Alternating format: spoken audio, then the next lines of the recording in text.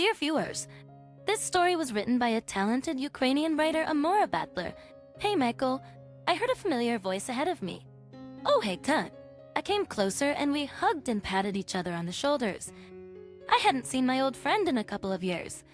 He had gone to Africa to volunteer for work, helping out in the local Aboriginal settlements.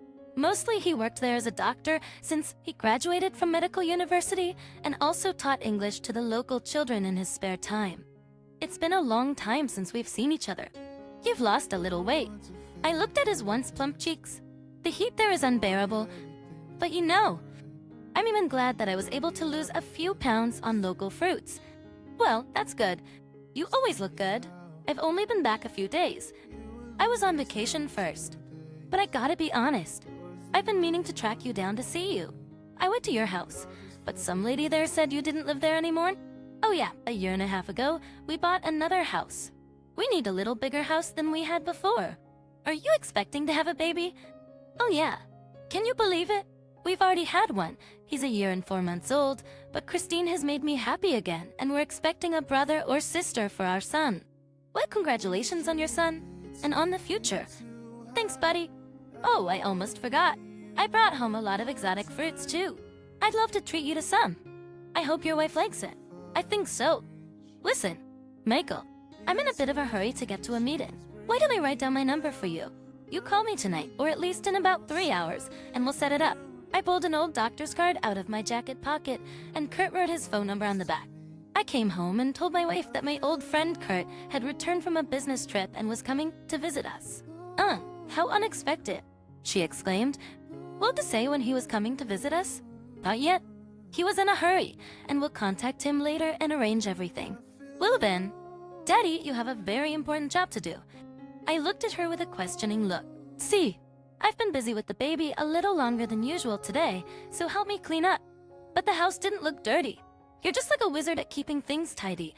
I moved closer to her and kissed her softly. Yeah, but I haven't vacuumed in a few days, so get on it. By the way, I recommend doing it as soon as possible, before Bill falls asleep. Whatever you say, Chief. I smiled at her and went to change. Oh, by the way, you're not going to do everything on an empty stomach. I've just cooked potatoes on the stove, so have a snack first. She liked to boss me around, but she always did it so gracefully and with a smile that I could never refuse her anything, unless I was at work or had something really important to do. Otherwise, I was always at her complete disposal. After a quick snap, I fulfilled her request by vacuuming the whole house, which took me more than an hour because I was not exactly a master at it. And when I tried to get to the far corners, bending as much as I could and crawling under the beds. Christine even laughed involuntarily from my funny poses, which I learned during the cleaning. When it was done, she thanked me profusely for my help with a sweet kiss and asked me to take the basket of dirty laundry down to the basement to the washing machine. I offered to throw everything into the machine myself, but she trusted only herself to do the laundry. In the meantime, she cooked something else for dinner, and we finished our evening as usual. Bill, sitting in his special chair next to Christine, no longer spit up his food as before, but ate obediently. But before dinner was over, he began to yawn. Oh, baby, you must be tired. Will, Michael, you put the dishes in the dishwasher, and I'll go put Bill to bed. I remembered I promised I'd call Kurt. I'd been busy helping my wife around the house, and I'd forgotten all about it, while the machine was doing the dishes. I ran upstairs to get the card with his number on it out of my pocket, so as not to disturb the baby with my conversation. I went back downstairs, and sitting in the living room, I dialed his number. Hey, Kurt. Oh, I'm sorry. You're still up. I looked at my watch, and it was a little early for a normal person to be asleep, but I asked just in case. Luck? No. I'm glad you called. I've been helping my wife around the house. That's nice. So what's up? You've been dying to pay us a visit. When can I expect you? I hope your business today went well. Do you mind if I come by tomorrow? Let's say around 5 p.m. Well, actually, I'm at work till 4 p.m. How about 5 o'clock? Would that be convenient for you? I'm free all day tomorrow. Will, I'll see you tomorrow then. Say hi to your wife for me. Sure I will. Bye. By climbing on the floor with the vacuum cleaner. Kurt and I used to be really good friends. He worked at the clinic as a therapist, but unfortunately, he was downsized, so he found a new job on another continent. I was happy for him. and in the 2 years we hadn't seen each other, I'd missed him a lot. We couldn't write to each other. He only sent me a postcard to my old address once in the beginning, saying that everything was great, and I couldn't write to him because he didn't stay in one place for too long. He traveled to several local villages, as he told me later, where he would stay for a while and where he could stay a little longer because of the duties he had to fulfill. The next day, Bert came to our house as we had agreed. He brought with him a full basket of various fruits that he had brought with him from Africa, as well as a small valise, and something long and thin wrapped in a blanket. "Well, hello everybody." He said hello to me by the hand and kissed Christine politely and gently on the cheek. "Here, take this. It's the tastiest of the tastiest fruit I've ever tasted." He held out the basket to her. I hurried to grab the basket, worried it wouldn't be too heavy for Christine. "Well, what are we standing around for?" "I come into the parlor. The hostess invited our guest." I took the basket into the kitchen to transfer the fruit to the vase. "Don't worry, I've eaten all these kinds of fruit, and they're quite edible," Kurt shouted after me. I wished some of them and got them ready to serve. "Though, this is really delicious." Christine marveled as she took a bite of the greenish spiky fruit cut into smaller pieces for convenience. "It's called ashtug," Kurt explained. "How sweet," she licked her lips. "It's very tasty indeed." He began to tell us some stories that had happened to him while we were tasting other kinds of fruit. He told us only a few, as it would take a long time to tell all of them. But he chose some of the most interesting ones for us and told us how the people of those parts of the world lived and ate, and that there were settlements that had only recently learned that there were people of color, and at first were wary of them, and even prepared to attack them. But the guide accompanying their group knew the language of that tribe well enough to explain that they were not enemies at all, but on the contrary, came to help and teach them new things. So we sat with him for several hours listening to stories. Picture Christine only sometimes took Bill away to feed him or change his diapers. But Kurt's stories held everyone's attention. It seemed that even little Bill listened attentively and understood. But most likely, he just liked the timbre of his voice when he spoke with intonation. We said goodbye at almost 10 o'clock in the evening. In the evening, our son was just beginning to yawn, signaling that it was time to put him to bed. "What a sweet little boy you have. He looks just like you." Christine Turt smiled. "Yes, he has his mom's face," I confirmed. As Kurt was about to leave, I remembered that he had brought something with him. "Wait, good. You forgot your stuff." "What things?" "Well, the stuff you brought, besides the fruit." "So, forgive the old fool." My head screwed on straight. I got so caught up in telling you my stories that I forgot about it. He headed back into the living room. "Fruits can take it, don't worry." "Oh, no. Come with me. What I brought are gifts for you.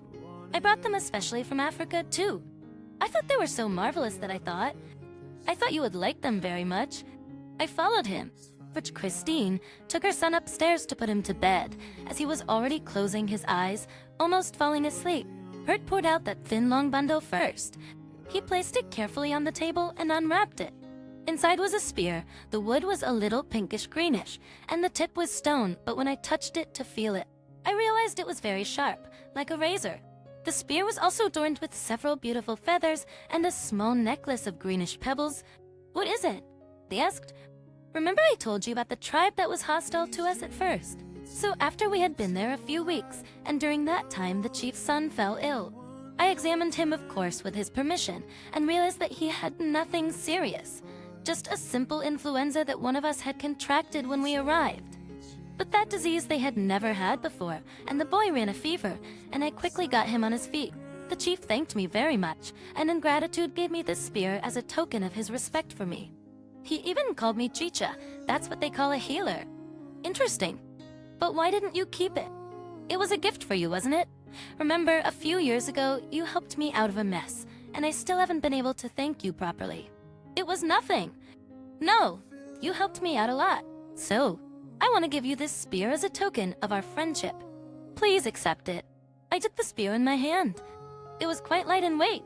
I twirled it a few times and examined it from all sides. Then I looked around. "What do you want to see?" "How it throws." "No, I'm looking at where I can hang it so our son can't get to it, as I'm very grateful to you for such a great gift. But I don't want my son to get hurt. You know how children love to test and feel new and interesting things." "Yeah, I know what you mean." I took the spear to the fireplace and put it on the ledge at the top. I wrapped a rag around the tip, just in case, and let it lie there for a while. I'll be sure to find a place for it. Thank you for the gift. Oh, that's not all. Kurt took out his valise and opened it. From there, he sent out 2 small statues carved out of ebony, their eyes decorated with emeralds and small red pouches hanging from their chests. The statuettes were a man and a woman, both made without clothes. What are these? The Eskverakt? They're also a gift from one of the tribes. They symbolize 2 lovers, a man and a woman, who are bound by the forces of the spirit of love, and as long as they have these statuettes, they will live happily ever after. I took the statue of the woman in my hands and scrutinized it carefully. It seemed that the pebbles in the eye holes were looking at me with human eyes. It even became a little creepy. I grasped the red pouch with my fingers. It was tied tightly with black thread. I ran my fingers through the contents of the pouches. What's inside? To be honest, I don't know. But I can tell you that one of my colleagues who worked with me at the time got the same pair, and now he and his wife live Adam and Eve. Not in a sense of walking around naked, but they are happy with each other. Their income has increased, they have a great family, and they are happy with everything. I gotta be honest, it looks a little creepy, and I don't believe in any of those beliefs. But I'm very grateful for your efforts, and I'll gladly accept it. Thanks, buddy. We chatted for a few more minutes, and then Kurt went home, letting us rest. Yeah, he's a big talker. Christine came downstairs. Well, he's been through a lot. He wanted to share. What's the big deal? You. What's this? She saw the wooden figurines. I briefly told her what the gift symbolized and that Kurt had brought them, especially for us as a friend. Was they're kind of gloomy? If you want to keep them, put them somewhere in your office where Bill can't see them or he'll have nightmares. I agree. They're a little creepy. But according to his story, they symbolize love. Love symbolizes trust and a good attitude, not some wood. Christine didn't believe in any of the legends and beliefs either. I listened to her and took them to my office, where I put them on the top of the cabinet, where it was difficult to get to them. What's this? She asked when I returned from my study. I also briefly told her about the spear. It's sharp. What if Bill gets hurt? How could you accept such disgusting things? You're right. Thanks, Christine. Could I only put it here temporarily? I'll be sure to put it somewhere safe for the baby, too. Don't worry.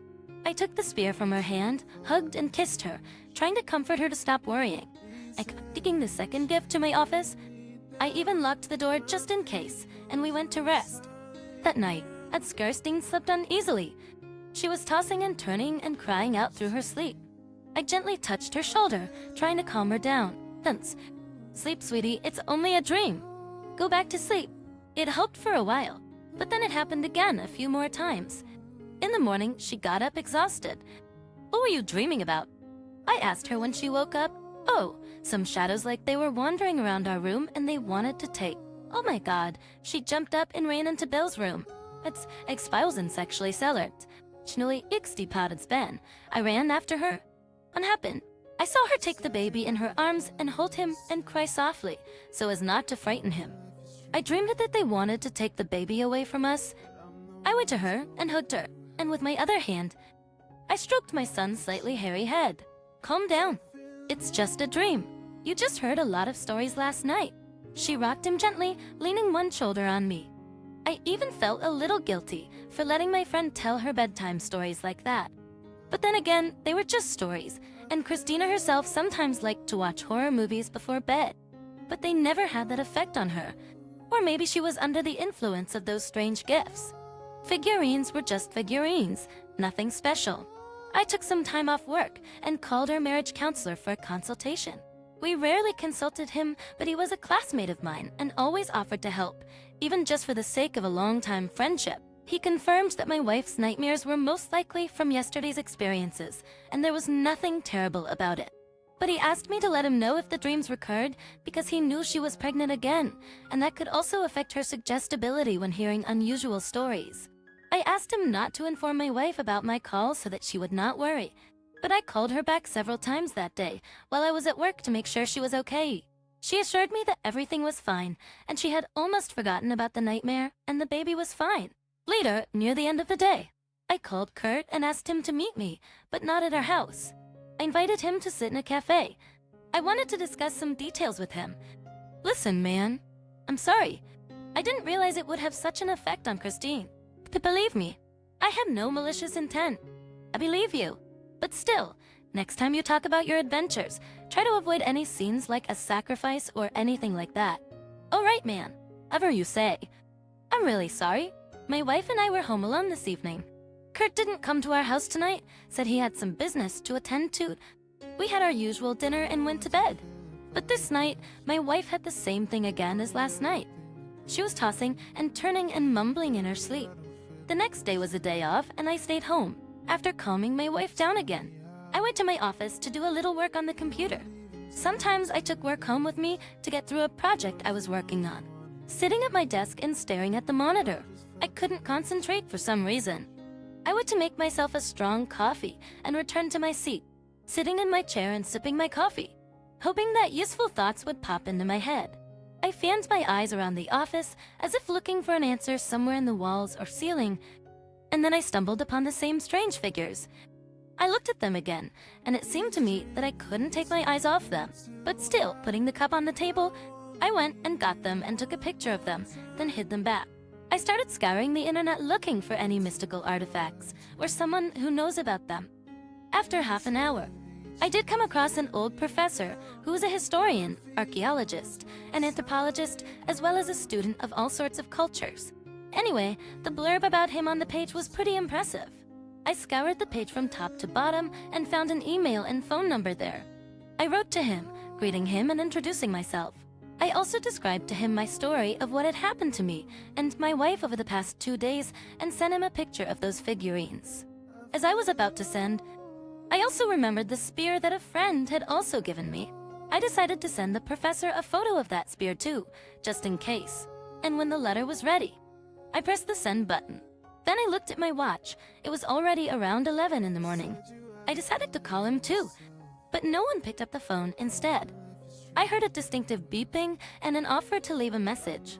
I introduced myself again and told him that I had a strange situation and that I had found his site on the internet. I also asked him to help me figure out what the problem might be, because he was a professor in his field, and I left him my phone number and asked him to call me back. I pondered this for about an hour, realizing that I needed to get to work, but work was not on my mind. I went into the kitchen when I heard Christine rustling around in there and decided to spend some time with her. I spent half a day with her, and the rest a day with her and the baby. I decided to devote my time to my family, entertaining Christine and playing with Bill. Our vacation was interrupted by a phone call. Having completely forgotten that I was waiting for a call from the professor, I leisurely walked over and picked up the phone. Hello, you sent me a rather interesting letter today. Oh, Mr. Fisher, I've been expecting your call. Tell me, please, what do you think of those things? I'm very worried about my family, and my wife is pregnant again. Maybe it's just some kind of scary story. Mr. Korn, I took a close look at the pictures. Are you sure they're from Africa? Yes. That's what my friend told me when he gave them to me. I can't tell you anything about the spear you sent me. I've never seen anything like it in any culture I know of. It's probably custom made. And if you're a superstitious man, I can only assume it was made by a sorcerer powerful enough to destroy. To destroy what? Anything that's connected. Her family, for instance. But the dolls in the photo, that's a different story. And what your friend told you is a load of crap. What? Tell. I'm sorry. Mr. Fisher, I've never been superstitious.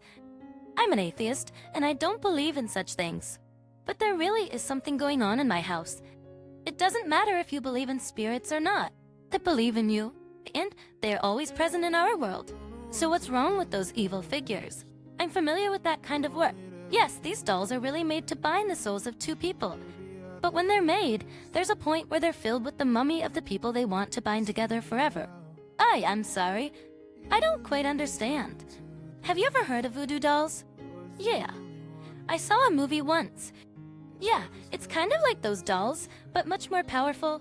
And the mummies are probably in those red bags. Professor, what am I supposed to do? I still don't understand why my wife is having these strange dreams. They're not dreams. They're spirits coming to her. And if, according to her, they're coming to her and her child, then it's them they want to take away. That doesn't make any sense. I leaned back in my chair. It's not crazy. But I'll tell you this. Given that your wife is pregnant now, she's more vulnerable than usual, and you need to keep her safe. But how? Run these dolls? Take your time. I need to do some more research and get in touch with someone who knows a lot about this sort of thing. I'm gonna recommend that you get these things out of the house as soon as possible. I assure you. Tell me, will it hurt my family? It shouldn't. I'll be in touch soon. He hung up. I, who had never believed in anything like that, now sat and thought about my friend's mysterious gifts and their true purpose.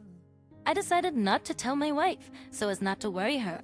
She hadn't slept well the last 2 nights, and in her condition, I didn't want to worry her anymore. I had the idea of talking to Kurt seriously and getting him to confess everything. But would he confess? If he's really involved and secretly trying to hurt us, he'll probably just say nothing and call me a crazy fool. I decided to wait to see what the professor would tell me to do next. In the meantime, I looked into the kitchen and made sure that Christine was busy with the stove and the baby was in his playpen, so I went into the closet, found an old rag, wrapped the damn presents, and took them out of the house. But where would I put them, so they wouldn't be seen by anyone? I decided to hide them in the barn for now, tucked away in a corner behind a pile of shovels and rakes. Back in the house, I felt a little calmer. I looked again to see what my wife was doing. She was still cooking. "Oh, where have you been?" "I've been calling for you." I went out for a little fresh air. "How are you folks doing?" I went over to my wife and kissed her on the forehead. As you can see, our little boy is telling me how to prepare the food. I looked at him. He was smiling at us and saying something in his own way, rubbing a soft toy in his hands. "All right, I'll leave you to it. If you don't mind, I'll go watch the news." Entering the living room, I sat down on our couch and turned on the TV. There was nothing interesting on any channel, not even the news at this time. I settled on the Discovery Channel and leaned back on the soft armrest of the couch. I tried to watch TV for a while, but my eyes were slowly drooping, either from fatigue or from the delirium of the information I was receiving, and then I happened to notice the old rag in the corner behind the chair where Kurt was sitting, the one the spear was wrapped in. I even jumped up from the couch when I saw it. "Hey, what are you doing?" That's when Christine came into the living room. I just remembered something. You seem to have something burning in there. I needed to distract her. "It's nothing. Why don't you go check it out?" Christine went out. I grabbed that rag and stuffed it under the couch cushion so she wouldn't see it when she got back. I was gonna take it with the rest of the presents. I got there just in time because she returned shortly thereafter. "Michael, you're scaring me. Nothing's burning in there. I was sure I turned everything off when I left." "Oh yeah, that's good." She sat down on the couch with her arms around me. I tried to give her a seat on the couch, so she was away from the cushion with the rag underneath. We sat together for a few minutes. We could see our son's playpen from here, playing nicely. Soon Christine got up. "Well, thank you for the hugs. I got some rest. I'm going to go feed our son now." I took the opportunity when she disappeared into the kitchen again, grabbed that rag, and carried it to the barn. After a while, the professor called me again and said that the presents could be burned. But first of all, the mummy should be taken out of the dolls so as not to harm the man himself. For the spear, he advised me to turn to another sorcerer who could do it. But the person he recommended to me lived in another town, and I had no time to get to him today. Nevertheless, he left me his contact so that I could contact him beforehand. I thanked the professor for his help and returned to the living room with sad thoughts. Christine was outside with the baby at the time. Soon she came back and noticed my mood. "Why you're so sad?" "Oh, right, gradation. I'm a little tired. I'm going upstairs to take a bath. It's late. We'll be going to bed soon." The next day, overcoming my disbelief, I called the sorcerer the professor had told me about. He told me that for the purification and the necessary ritual, I must bring him the spear and the man who gave it to me. Well, the spear was no problem. But how do I convince Kurt to come with me? I made up a story for him that I'd found a store with some interesting artifacts and I wanted him to come with me to look at them and maybe buy some. Fortunately, it didn't take long to convince him. I loaded the things I had stashed under the back seat of my car, and soon we drove with Kurt to the address the sorcerer had given me. I wondered the whole way, how could I have got myself into such a mess, and why did this happen to me in the first place? And how does it even work? I had never encountered mysticism before, and if something like this happened, I always found a reasonable explanation for it, and it turned out that there was no such thing as mysticism and witchcraft. It was all just fantasy and scare stories for people who were suggestible. It took us several hours to get to the right address. We got to the house. It wasn't even a city.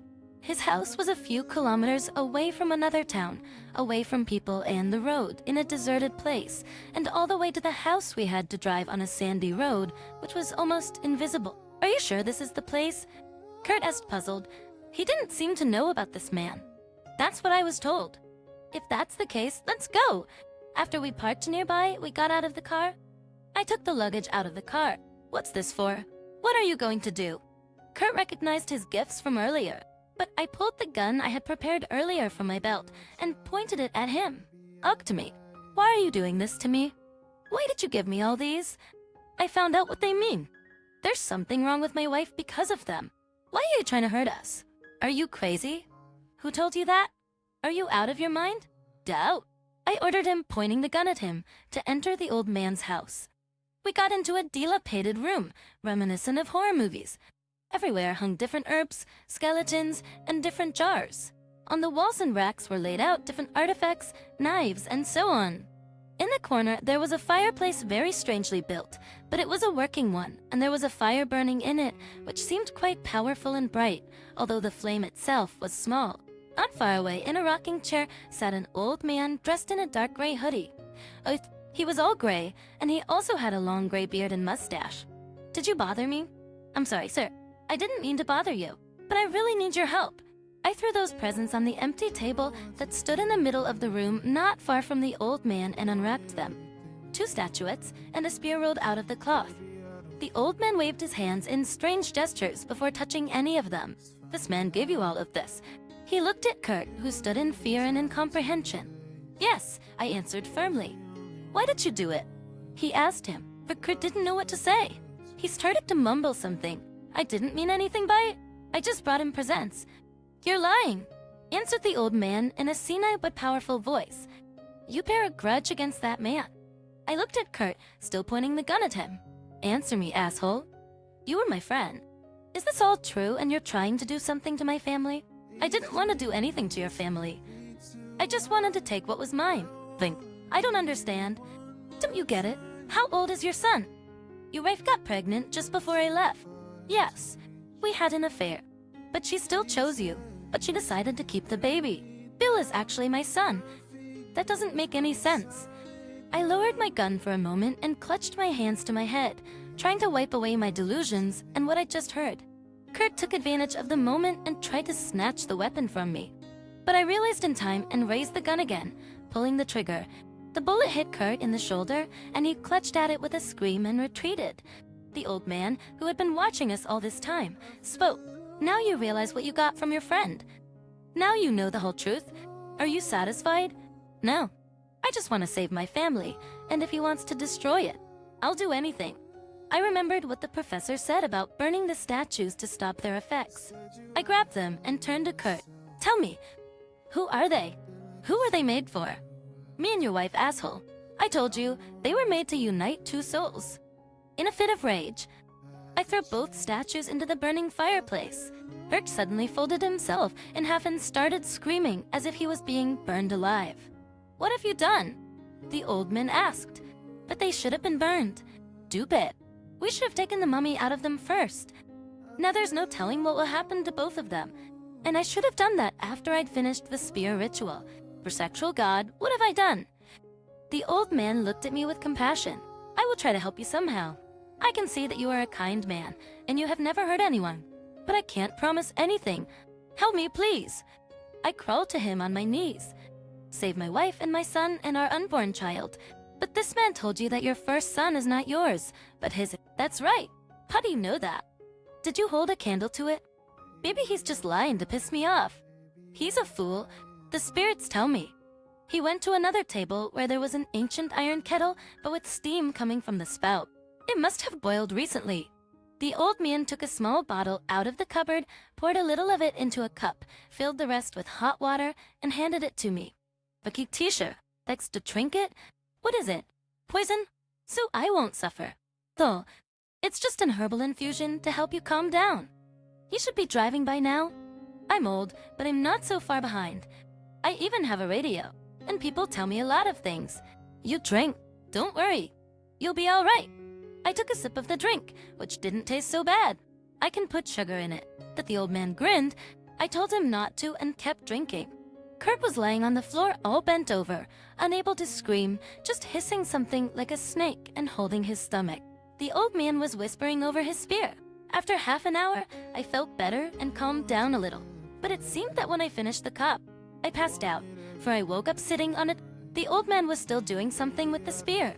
"Take this man to the hospital." The old man turned to me when he saw that I was awake.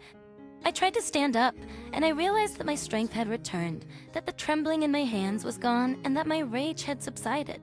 I got Kurt into the car and drove him into town to the nearest hospital. The old man didn't promise anything, but he said he'd do what he could.